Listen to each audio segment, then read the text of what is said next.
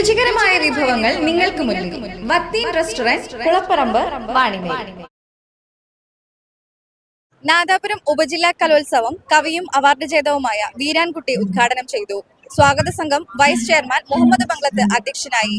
ഉപജില്ലാ വിദ്യാഭ്യാസ officer CH Sanoop മേള വിശദീകരണം നടത്തി. വിവിധ സാമൂഹ്യ സാംസ്കാരിക രംഗത്തെ പ്രമുഖർ ഉദ്ഘാടന ചടങ്ങിൽ പങ്കെടുത്തു.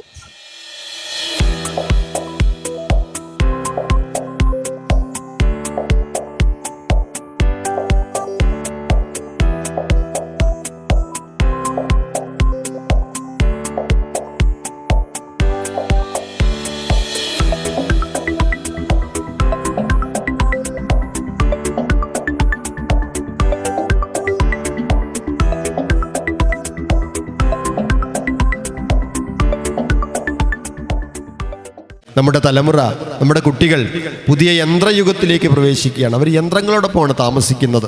യന്ത്രങ്ങളോടൊപ്പം ജീവിക്കാൻ വിധിക്കപ്പെട്ട തലമുറയാണ്. ഈ യന്ത്രമായി മാറാനുള്ള സാധ്യതയുള്ള ഒരു കാലത്ത്, അല്ലെങ്കിൽ യന്ത്രവും മനുഷ്യനും മാറിപ്പോകുന്ന ഒരു കാലത്ത് മനുഷ്യനായി തന്നെ തുടരാൻ ആ കൗമാരങ്ങളെ സഹായിക്കുന്ന ഒന്ന് അവരുടെ ഉള്ളിലുള്ള സർഗാത്മകതയായിരിക്കും.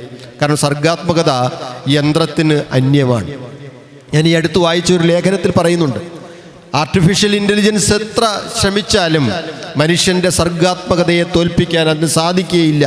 അതുകൊണ്ട് സർഗാത്മകതയെ മനുഷ്യൻ എത്ര കാലം പിൻപറ്റുന്നു, എത്ര കാലം മനുഷ്യൻ ചിത്രകാരനായിരിക്കുന്നു, എത്ര കാലം മനുഷ്യൻ കവിയായിരിക്കുന്നു, അത്രയും കാലം അവൻ യന്ത്രമാകാതിരിക്കാനുള്ള സമരത്തിൽ ആണ് എന്ന് ആ ലേഖനം പറയുന്നു.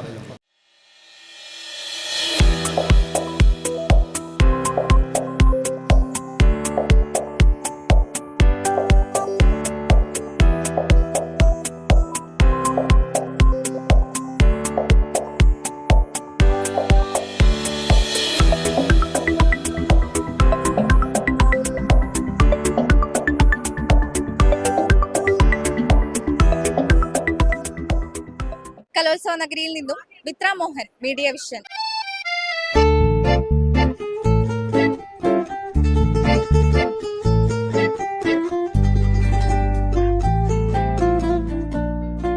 രുചികരമായ വിഭവങ്ങൾ നിങ്ങൾക്ക് മുന്നിൽ. വത്തീൻ റെസ്റ്റോറന്റ്, കുളപ്പറമ്പ്, വാണിമേൽ.